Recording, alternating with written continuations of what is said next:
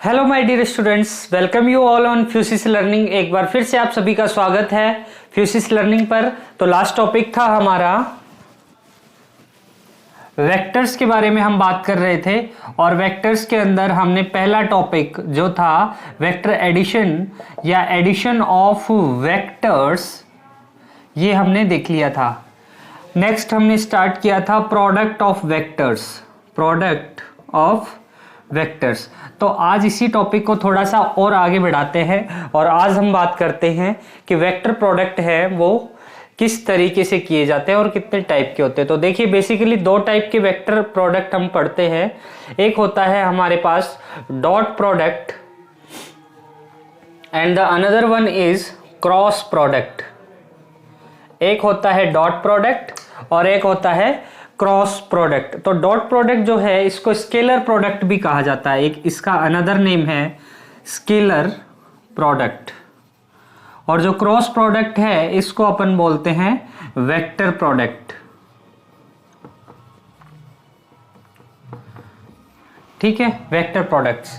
तो dot product के अंदर होता क्या है basically, it is applied on vectors, both of them are applied on vectors. दोनों के दोनों ही किसके ऊपर अप्लाई होते हैं, वेक्टर्स पे अप्लाई होते हैं। और रिजल्ट में क्या देते हैं, यहाँ पे डॉट प्रोडक्ट जो है स्केलर क्वांटिटी देता है रिजल्ट में और क्रॉस प्रोडक्ट जो है वो वेक्टर क्वांटिटी रिजल्ट में देता है। किस तरीके से, let's suppose A vector and B vector both are two vectors and we are doing the dot product both of them. तो यहाँ पे बीच में हम क्या लगा देते हैं, एक डॉट लगा देते हैं और इसका जो रिजल्ट आता है वो क्या आता है, एक स्केलर क्वांटिटी आता है, इसलिए इसको स्केलर प्रोडक्ट भी कहा जाता है। वहीं अगर हम क्रॉस प्रोडक्ट को लिखें तो ए क्रॉस बी जो है ये आता है हमारे पास एक वेक्टर क्वांटिटी, इसीलिए इसको वेक्टर प्रोडक्ट भी कहा जाता है। इतनी बात हो गई, समझ में आ गई।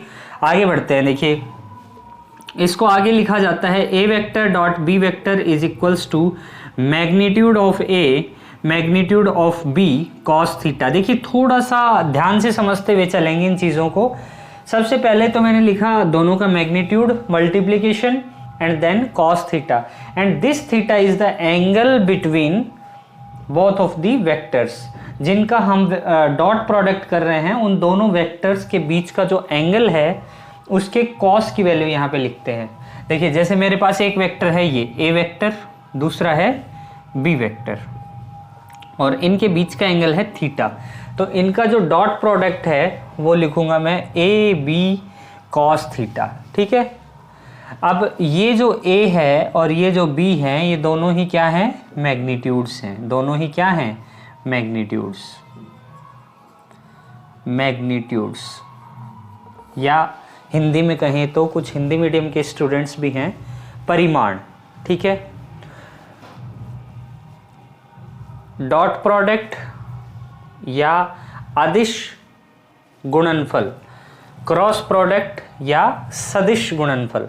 तो दो वेक्टर्स हैं हमारे पास, उनका अगर हम डॉट प्रोडक्ट या अदिश गुणनफल लिखेंगे तो ए का परिमाण बी का परिमाण कॉस थीटा।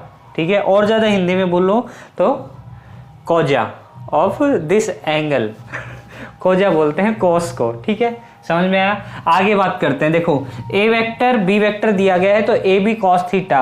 अब मान लीजिए ए वेक्टर मुझे दिया गया है A x i cap plus A y j cap plus A z के कैप। ठीक है, तो इसका मैग्नीट्यूड हो जाएगा मेरे पास A vector magnitude is equals to square root of A x square plus A y square plus A z square.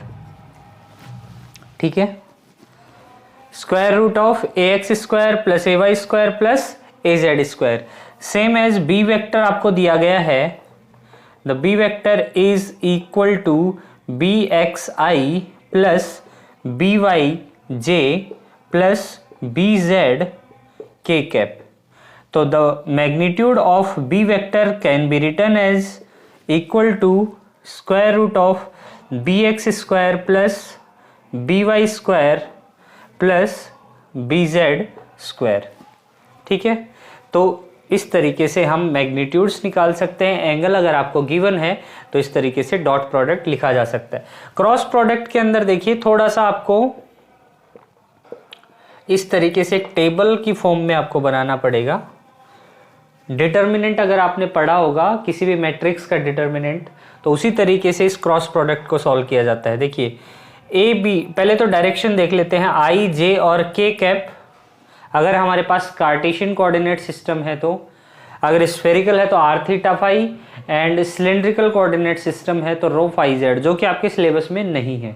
तो हम सिंपली क्या करेंगे, यहाँ पे आई कैप, जे कैप और के कैप, यहाँ लिखेंगे अपन A x, A y, A Z, B x, B y और बी जेड। तो ये जो रिजल्ट आएगा ये एक वेक्टर के फॉर्म में आएगा। और किसी भी मैट्रिक्स का जो डिटर्मिनेंट है वो किस तरीके से सॉल्व किया जाता है, या इस टेबल को कैसे सॉल्व करेंगे, वो हम थोड़ा सा आगे बात करते हैं अभी।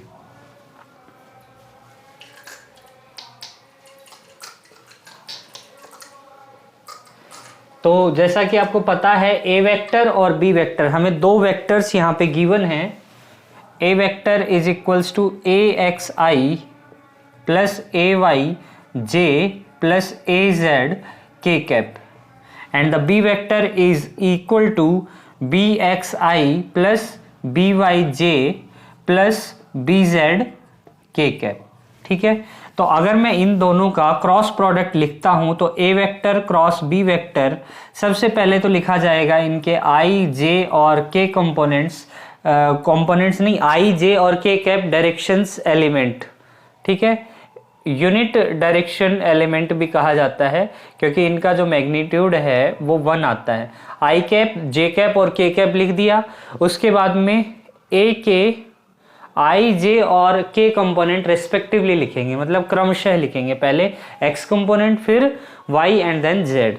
तो यहाँ पे लिखा जाएगा A x, A y and A z. यहाँ लिखा जाएगा हमारे पास B x, B y and B z. अब देखिए इसको सॉल्व कैसे करेंगे आगे। सबसे पहले हम यहाँ पे लिखेंगे आई कैप, इस कॉलम और इस रो, इन दोनों को एलिमिनेट करेंगे या छुपा लेंगे। ठीक है, हाइड कर लेंगे। हमारे पास ये 4 एलिमेंट्स बचेंगे। इनके अंदर अपर लेफ्ट को लोअर राइट से, फिर माइनस साइन, फिर बचे हुए दोनों को मल्टीप्लाई करके लिख देंगे। ठीक है, आपको बस ये ध्यान रखना, पहले किसको लिखना है, अपर लेफ्ट को, फिर लोअर राइट से मल्टीप्लाई करके लिखना है। मतलब ए Y B Z minus A Z B Y.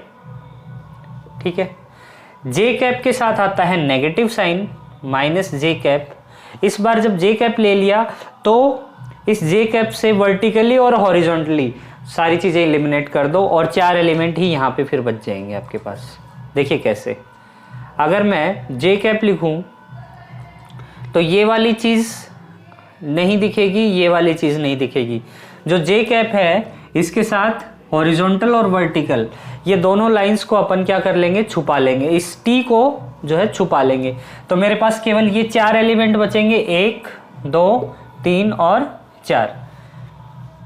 Upper left lower right, यानी A X B Z minus A Z B X, yes और no, and then plus K cap, and we will write इस row और इस column को, इस 7 को यहाँ पे हाइड कर लेंगे। तो ये 4 एलिमेंट बचेंगे इस बार, 1 2 3 4। तो अपर लेफ्ट लोअर राइट, यानी A X B Y minus A Y B x. बताओ समझ में आया कि नहीं आया।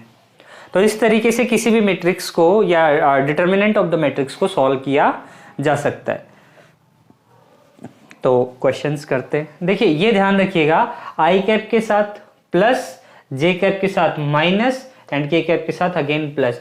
इसको ऐसे भी लिखा जाता है, देखो जैसे कोई मैट्रिक्स है हमारे पास, उसको सिंपली ऐसे लिखते हैं रो और कॉलम के फॉर्म में, A11 A12 A13 A21।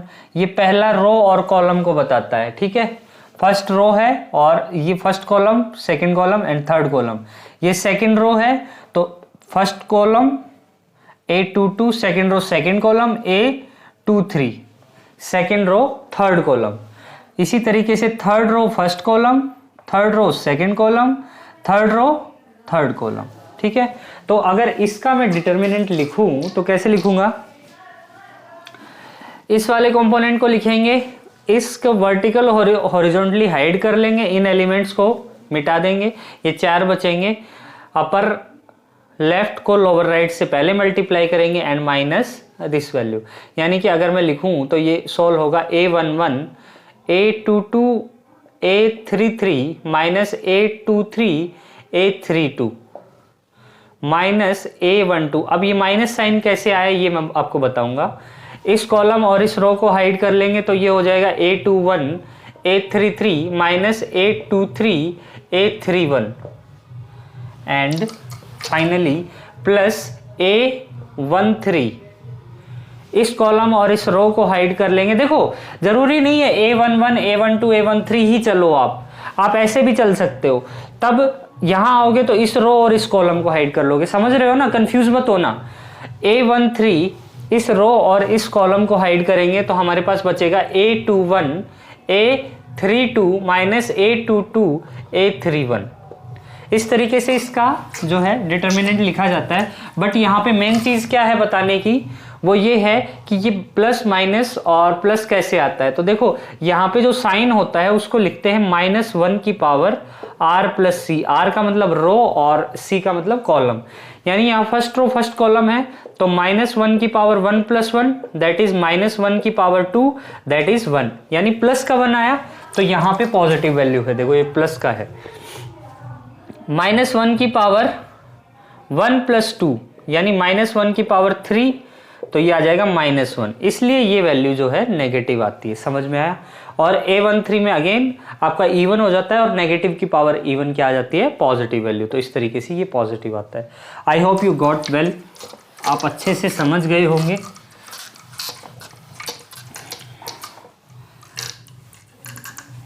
अब वापस एक डॉट प्रोडक्ट का क्वेश्चन देखिए।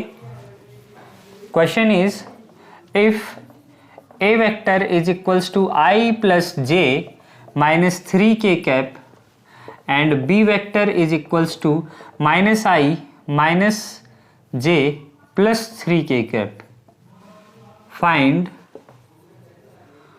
A vector dot B vector and A vector cross B vector। देखिएगा बड़े ही ध्यान से समझने की कोशिश करते हैं। A vector dot B vector क्या होता है, ax bx I cap plus ay by j cap plus az bz k cap, sorry I dot I j dot j and k dot k। ठीक है, I का I के साथ dot होता है, j का j के साथ, k का k के साथ। I डॉट j 0 होता है। ठीक है, since I cap dot J cap is equals to J cap dot K cap और K cap dot I cap, ये वाले एलिमेंट्स क्या होते हैं, 0 होते हैं। और एक चीज और हम जानते हैं, I dot I equals to 1 equal to J dot J equal to K dot K. तो ये 1 1 1 वैल्यू दे देगा। तो फाइनली ये जो वैल्यू है ए डॉट बी की, ये वैल्यू आ जाएगी ए X B x plus A Y B Y plus A Z B Z. समझ में आई इतनी बात। तो ए और बी का मतलब आई कंपोनेंट्स को मल्टीप्लाई कर देंगे, जे कंपोनेंट्स को मल्टीप्लाई कर देंगे एंड के कंपोनेंट्स को मल्टीप्लाई कर देंगे। तो यहां से हम लिख सकते हैं A vector dot B vector is equals to i dot i का आई के साथ -1 जे का जे के साथ और के का के साथ करेंगे तो -9। तो ये हो जाएगा -11। ये डॉट प्रोडक्ट आ गया। और ये आप देख रहे हो कि क्या है, एक स्केलर क्वांटिटी है। तो डॉट प्रोडक्ट हमेशा क्या देता है, एक स्केलर क्वांटिटी देता है, इसलिए हम इसको स्केलर मल्टीप्लिकेशन भी कहते हैं। ए डॉट बी हो गया और ए क्रॉस बी जो है ये आपका होमवर्क है, ये कीजिएगा। मिलते हैं नेक्स्ट क्लास में, तब तक के लिए अपना खूब अच्छे से ध्यान रखिए। Thank you very much.